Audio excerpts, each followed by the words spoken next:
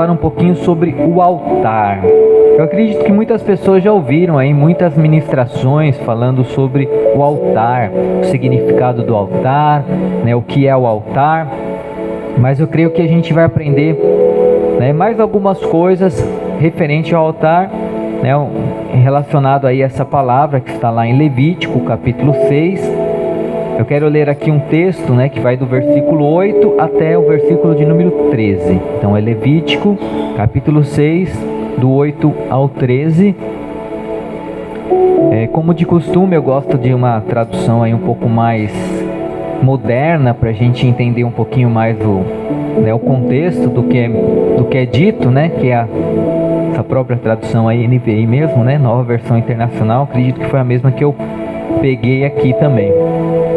Então vamos lá. Levítico capítulo 6, versículo 8, diz assim: O Senhor disse a Moisés: Dê este mandamento a Arão e a seus filhos. Esta é a regulamentação acerca do holocausto. Ele terá que ficar queimando até de manhã sobre as brasas do altar, onde o fogo terá que ser mantido aceso. O sacerdote vestirá suas roupas de linho e os calções de linho por baixo. Retirará as cinzas do holocausto, que o fogo consumiu no altar, e as colocará ao lado do altar. Depois trocará de roupa e levará as cinzas para fora do acampamento, a um lugar cerimonialmente puro. Mantenha-se aceso o fogo no altar, não deve ser apagado. Toda manhã o sacerdote acrescentará lenha, arrumará o holocausto sobre o fogo e queimará sobre ele a gordura das ofertas de comunhão. Mantenha-se o fogo continuamente aceso no altar, não deve ser apagado. Amém? Feche seus olhos, Pai. É no nome do Senhor Jesus que mais uma vez, Pai, nós oramos a Ti, meu Deus, nesta manhã, Senhor, e queremos diante da Sua presença apresentar a Ti, Senhor, a nossa vida, a nossa mente, o nosso coração. Pai, é no nome do Senhor Jesus Cristo de Nazaré, Pai, que estamos aqui, Senhor, dispostos a ouvir a Sua voz, Senhor, nesta manhã. Que o Senhor possa falar conosco, que o Senhor possa visitar, Senhor, as nossas vidas, a nossa casa, a nossa família. Cada um que veio aqui, Senhor, está representando a sua casa, o seu lar, a sua família. Que o Senhor possa abençoar, Pai. Que o Senhor possa liberar tudo aquilo que possa estar preso, parado, paralisado, Senhor. E que o Senhor possa, Senhor, nos abençoar, nos fortalecer, Senhor. Que a Sua palavra venha de encontro ao nosso coração e que venhamos a ser cheios, Pai. Cheios da Sua presença, cheios do Seu Espírito Santo, cheios, meu Deus, do Seu poder sobre as nossas vidas, Senhor. Assim nós te pedimos, te agradecemos em nome de Jesus. Amém. Amém. Bom, então eu vou falar um pouquinho sobre o altar, né? Quando falamos em altar, né, muitas vezes a gente não imagina, né, o que é um altar, mas a Bíblia nos dá algumas orientações e nos mostra.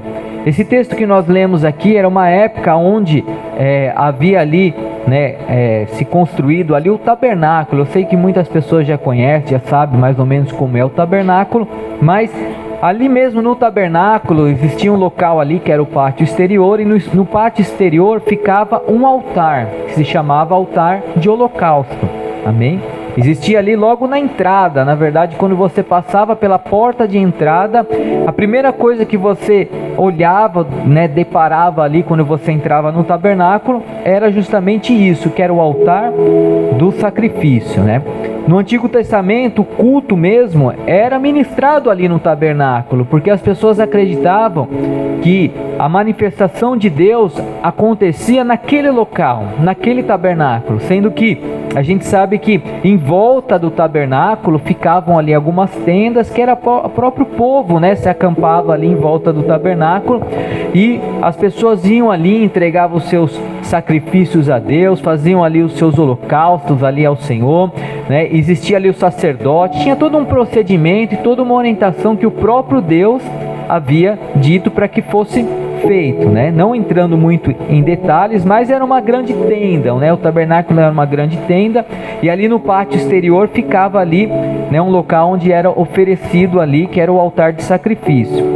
E somente depois de oferecer o holocausto ali no altar, o que o sacerdote fazia? Ele poderia entrar ali no no Santo dos Santos, depois até o Santo do Santíssimo, né? E ali oferecer ali o sacrifício, né? Apresentar ali o sacrifício. Então existia todo um ritual, né? Nós sabemos que atualmente nós não fazemos isso, né? Não é um ritual que é feito atualmente. Esse altar, que era o altar de holocausto, né? Aquele que ficava em primeiro ali, que você enxergava em primeiro quando entrava no tabernáculo, ele era todo revestido de bronze, né? Os levitas, os sacerdotes iam lá, tinham todo o procedimento, né, para sacrificar os animais, eles acendiam fogo, né? Eles sempre limpavam ali, todos os dias, né? Todos os dias, diariamente eles faziam aquilo, né? Era algo que tinha que ser feito ali naquela época, né? Então existia muita dedicação, né? Um cuidado, né? Sempre ali incansável, né? Permanentemente, né? Eles tinham que ter esse cuidado e tomar cuidado, né? E esse altar, ele representa a nossa vida. Se nós trazermos para os nossos dias atuais, né? Quando a gente fala em altar, nós falamos da nossa própria vida, porque a nossa vida, ela tem que ser um altar de adoração a Deus, né? A nossa vida tem que ser um altar de busca de Deus, de busca da presença de Deus, né? Então a nossa vida representa isso, né? Então o altar representa a nossa vida, o mais íntimo da nossa vida, né? A nossa essência, né? O altar do nosso coração, a todo momento, ele também precisa ser cuidado. E nós precisamos oferecer um verdadeiro culto de adoração ao Senhor, né? Através do quê? Do nosso viver, do nosso dia a dia. Quando a gente fala em cultuar a Deus, não é somente na igreja que a gente cultua a Deus. É lógico que é um local onde é preparado para isso, mas se nós estivermos na rua, estivermos andando, a nossa vida tem que ser um culto, porque o culto é o que? É uma veneração, é uma adoração. Então, em todos os momentos da nossa vida, nós temos que cultuar a Deus, em onde quer que estejamos, né? Tanto o pastor Ed quanto a sua família viajaram aí, né? Tiveram um momento aí, não é porque eles estavam longe, como também nós viajamos também, né? Eu e minha família, a gente viajou também, ficamos um período fora. Não é porque a gente estava fora ou não estava na mesma cidade que nós moramos, que nós não cultuamos a Deus através do quê? Do nosso viver, do nosso comportamento, das nossas atitudes. Amém? Então, onde quer que nós estejamos, nós temos que realmente fazer a diferença e mostrar que nós servimos a um Deus justo, a um Deus verdadeiro e a um Deus fiel. Amém? Quem crê nisso? Amém? Nós servimos a esse Deus e nós temos que testemunhar esse Deus que nós servimos através dos nossos comportamentos e as nossas atitudes. E quando nós falamos em altar, né, nós lembramos, né, como será que está o nosso coração, né? Como será que está a nossa vida, né? Como está o altar da sua vida, né? Como que está isso, né? Aqui no altar eu peguei pelo menos, né, 3 elementos que eram, acredito que os mais predominantes ali no altar, que a gente pode trazer como uma prática na nossa vida. 3 elementos que era feito, né, o ritual, que era um ritual naquela época, né, que era feito. Então existiam 3 coisas ali que eram predominantes ali. Aqui onde nós lemos no início mesmo, versículo 8 e 9, aqui de Levítico 6, diz lá, olha, o Senhor disse a Moisés: dê este mandamento a Arão e seus filhos, esta é a regulamentação acerca do holocausto. Ele terá que ficar queimando até de manhã sobre as brasas do altar, onde o fogo terá que ser mantido aceso. Então, o primeiro elemento que eu enxergo aqui, logo no início aí desse texto, é justamente o sacrifício. Então, o altar, ele tinha uma conotação de exercer ali um sacrifício de sangue. Algo teria que acontecer ali. Era pego um animalzinho ali, e aquele animalzinho ia ser sacrificado com um propósito. Existia um objetivo naquilo. Então, quando nós olhamos para isso, para o altar, e começamos a enxergar como pode ser a nossa vida em comparação ao altar, nós sabemos que a nossa vida, para que nós venhamos a servir a Deus ou mesmo agradar a Deus, em alguns casos existe um certo sacrifício, amém? Existe isso, né? Não um derramamento de sangue ou mesmo um sacrifício onde seja algo físico, não, mas é algo que é de dentro para fora. Os comportamentos e as atitudes muitas vezes que nós devemos mudar, né? Acontece muito quando a gente se converte, né? Quando a gente começa a andar nos caminhos do Senhor, a palavra de Deus ela começa a entrar no nosso coração e existe uma luta constante, né? Porque quando a gente não serve a Deus, a gente tem muitos comportamentos que não agradam a Deus, amém? E depois que a gente se coloca na presença de Deus, a gente precisa mudar isso. A gente precisa se moldar à palavra de Deus. E isso exige o quê? Um sacrifício. Exige uma entrega, existe, né, uma condição de nós nos lançarmos de verdade. O sangue derramado era a confirmação que estava havendo ali um sacrifício. Então quando se sacrificava ali um animal e enxergava ali que aquele sangue daquele animal estava sendo derramado, eles entendiam que naquele momento havia sido, tinha sido acontecido ali um sacrifício. E a primeira coisa que acontece no altar, do holocausto é justamente isso, o derramamento do sangue, o derramamento ali daquele sangue como símbolo do perdão dos pecados. Então o que eles faziam? Antes mesmo de ser oferecido ali aquele sacrifício, as pessoas colocavam a mão sobre a cabeça ali daquele animal como se estivesse transferindo a sua culpa para aquele animal, e a partir daquele momento, quando aquele animal fosse sacrificado, aquilo fosse entregue a Deus. Então era como se tirasse a culpa dele e entregue ali para aquele animal, e aquele animal sendo sacrificado, ele estava livre ali daquela culpa, daquele pecado, daquela situação. A gente sabe que hoje em dia nós não fazemos isso. Por que nós não fazemos esse sacrifício? Porque o próprio Jesus entregou a sua própria vida por sacrifício por cada um de nós, amém? E o momento da ceia é o momento onde nós relembramos isso, onde nós comemoramos isso, onde nós nos alegramos por isso, porque nós não precisamos mais fazer esse tipo de sacrifício, sacrificar animais ou ter essa condição de culpa, sobre a nossa vida, porque o próprio Jesus levou nossas dores, nossas enfermidades, levou os nossos pecados. O próprio Jesus fez tudo isso por nós, amém? Ele fez tudo isso por nós e nós só temos que entregar a nossa vida para Ele. A parte mais fácil ficou conosco, A mais simples e a mais fácil, que é nós reconhecermos a Ele como nosso único e suficiente Salvador, porque o restante Ele já fez, amém? Tudo isso Ele já fez, já nos deu a condição de vivermos aí coisas tremendas aí, Então, todos os dias, o sacerdote ia lá e oferecia, holocaustos ali ao Senhor, O sacrifício de Jesus, ele foi definitivo e único, irmão. Definitivo. Às vezes a gente vê outras religiões aí fora, outras seitas aí, sacrificando animais, coisas nesse tipo, falando, não, porque a gente está seguindo aqui o ritual que era feito anteriormente. Irmãos, não existe mais isso, amém? Porque Jesus, ele foi o nosso sacrifício ali, definitivo e único, para sempre. Por isso não precisamos mais repetir isso, não precisamos mais fazer esse tipo de sacrifício, No altar da nossa vida é preciso haver sangue, que representa esse sacrifício do que?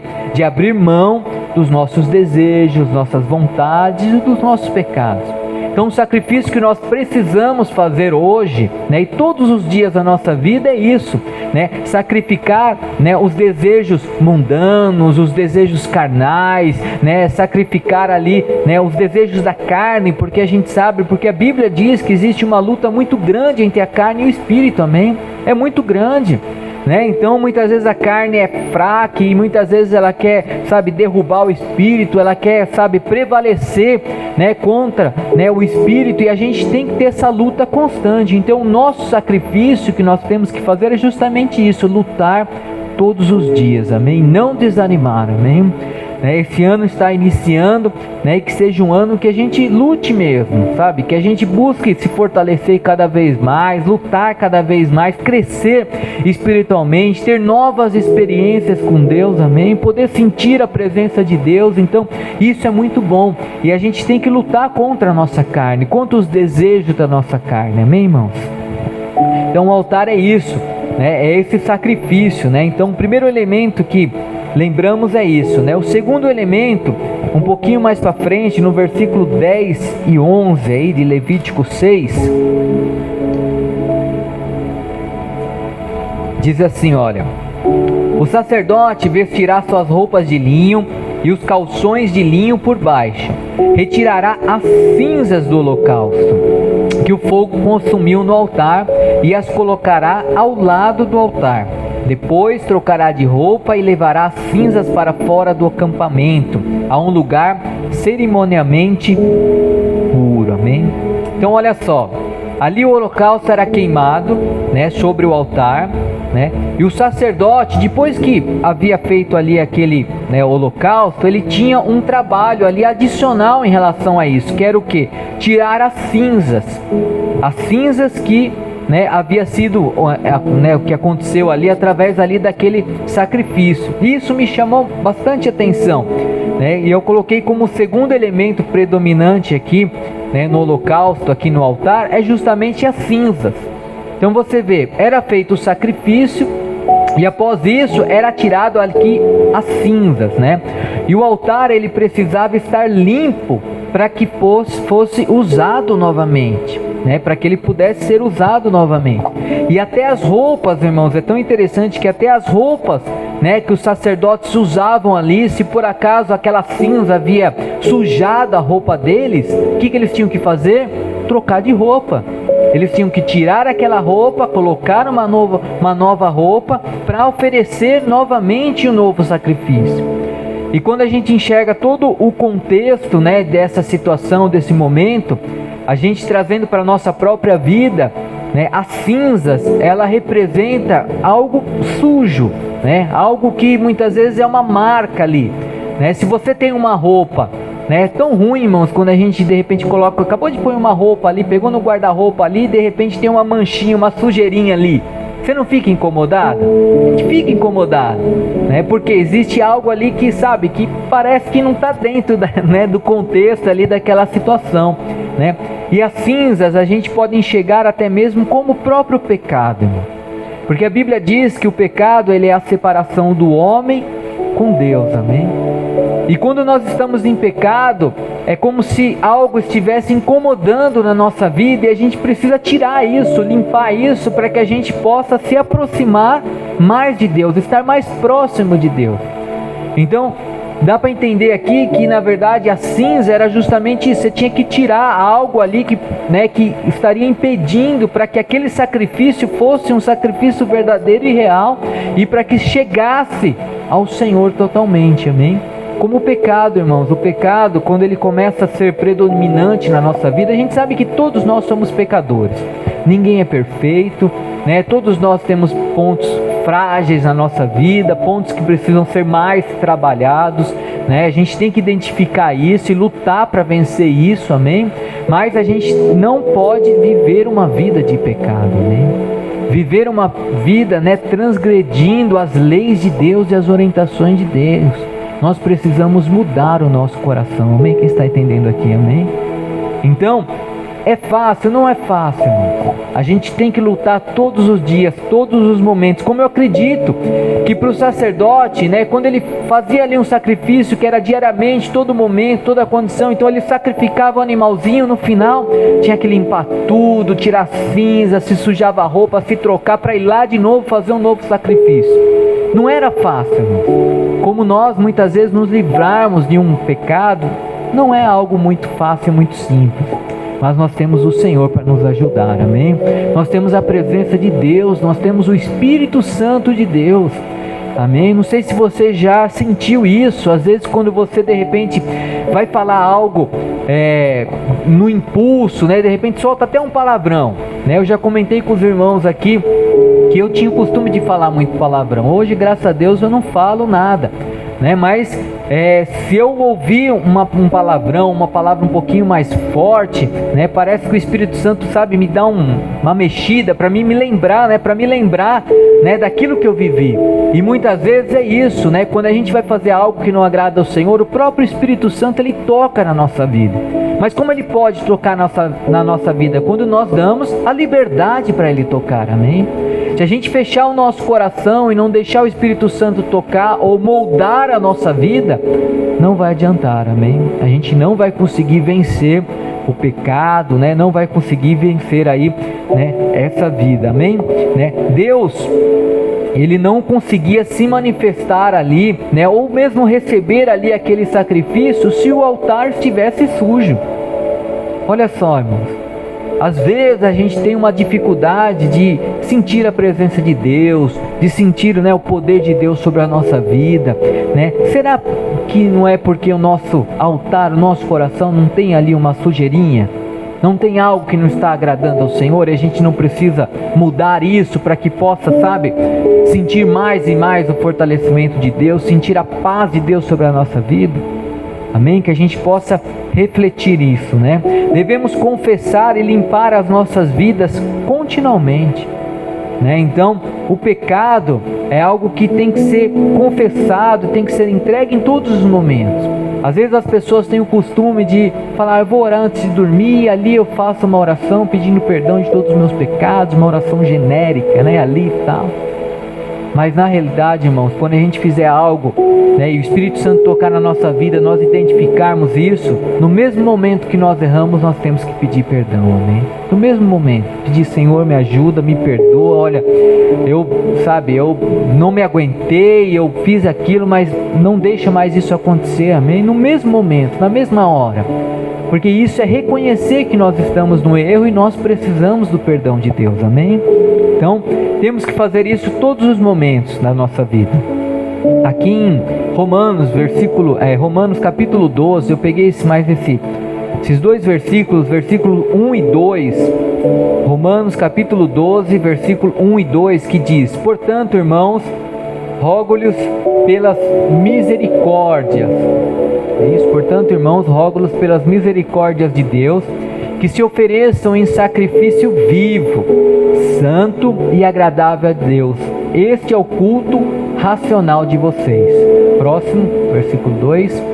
Não se amoldem ao padrão deste mundo, mas transformem-se pela renovação da sua mente, para que sejam capazes de experimentar e comprovar a boa, agradável e perfeita vontade de Deus. Amém? Então você vê, temos que oferecer um sacrifício vivo, santo e agradável a Deus, amém? Que é o nosso culto racional, né? Que é a nossa veneração, a nossa adoração. E racional que nós temos um entendimento. Então nós temos que identificar na nossa vida os pontos que estão sendo frágeis, né? Os momentos que estamos pecando contra o Senhor de uma forma racional e lutarmos contra isso. E pedimos para que Deus nos ajude, para que o Espírito Santo venha de uma forma sobrenatural nos ajudar também, amém? Então nós temos essa capacidade, nós somos inteligentes, amém? Somos inteligentes, nós podemos vencer tudo isso e lutar contra, e não deixar com que isso venha prevalecer na nossa vida.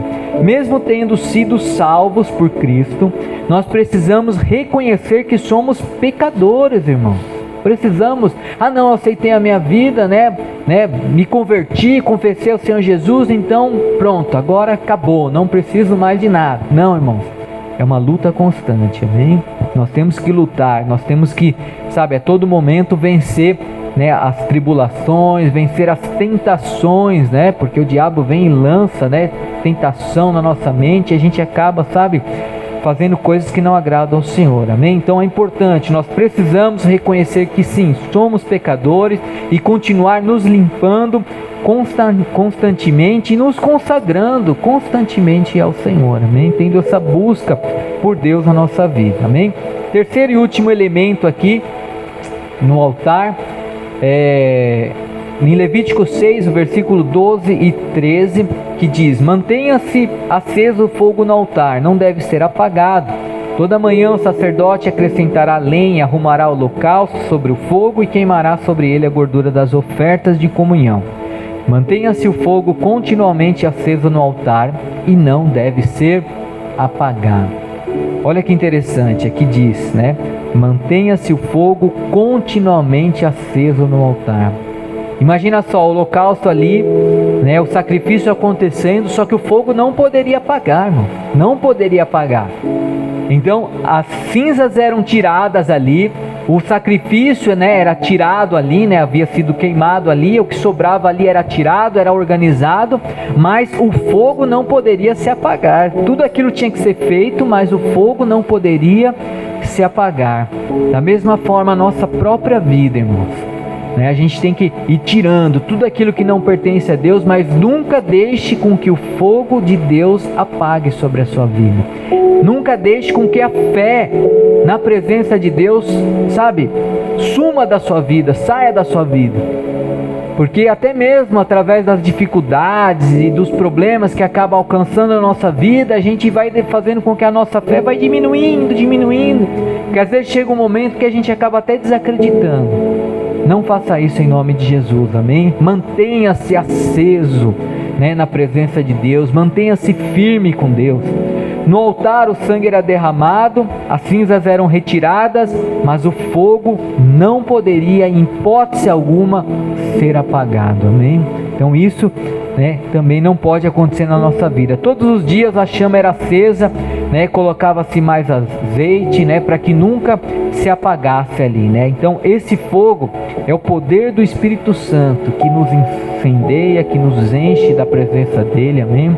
Então eu já falei aqui, né, nós temos que até mesmo orar para o Espírito Santo, amém? A terceira pessoa da Trindade, Deus Pai, Filho e Espírito Santo. Orar para que Ele venha nos encher, venha nos ajudar, venha nos guiar. Qual é a função do Espírito Santo, irmãos? Consolar, guiar, né, orientar, tudo isso. E existe, né, tudo isso que é entregue de mão beijada para nós e a gente muitas vezes não dá valor, né? A gente não ora pedindo para o Espírito Santo nos ajudar, nos fortalecer, nos encher mesmo, né, do poder dele, nos encher da presença dele. A palavra de Deus, ela precisa estar sempre acesa nas nossas vidas, né? Então a Bíblia, né, a palavra de Deus, ela sempre, sabe, tem que estar presente na nossa vida. A gente tem que buscar o conhecimento, o fortalecimento. Cada um de nós deve ser uma tocha acesa de poder de Deus, amém? As pessoas aí fora têm que enxergar em nós isso, que nós somos, sabe, algo diferente de Deus, cheio do poder de Deus. E quando a pessoa vier falar conosco, a gente tem algo de Deus para falar para a pessoa, não algo nosso, mas algo da palavra de Deus, porque quando a gente está cheio de Deus, a gente vai falar de Deus. Amém? Então que a gente possa ser esse fogo, sabe? Essa tocha, né? Esse fogo aceso em todos os momentos, né? Onde quer que a gente esteja. Não permita que nada esfrie ou apague a chama do Espírito Santo na sua vida, amém? Não aceite isso. Se você se sentir cabisbaixo, se você se sentir ruim, se sentir mal, né? Ore, peça para o Espírito Santo, sabe, te encher aí do azeite dele, do azeite que vem dos céus para a sua vida, amém? Mantenha-se aceso, né? Ilumine o mundo, né? Como o próprio Jesus nos falou, amém? Nos ensinou. Esse é o nosso papel. Iluminar o mundo aí fora, falar de Deus para as pessoas, trazer salvação, trazer restauração, trazer mudança, trazer transformação. Amém? E para que isso aconteça, nós temos que estar, sabe, tremendo assim de Deus, cheio de Deus, sabe, transbordante do poder de Deus sobre a nossa vida. Amém? Então no altar, né, das nossas vidas é preciso ter o sangue, né, de Jesus, que traz aí o perdão de todos os nossos pecados. As cinzas também devem ser retiradas, né? E o fogo do Espírito Santo sempre deve ser, né, mantido aceso sobre a nossa vida, amém? Então, cuide do seu altar, amém? Cuide da sua vida, né? Cuide do seu coração, cuide da sua mente, amém? Não deixe com que nada venha te desviar aí da presença de Deus, amém?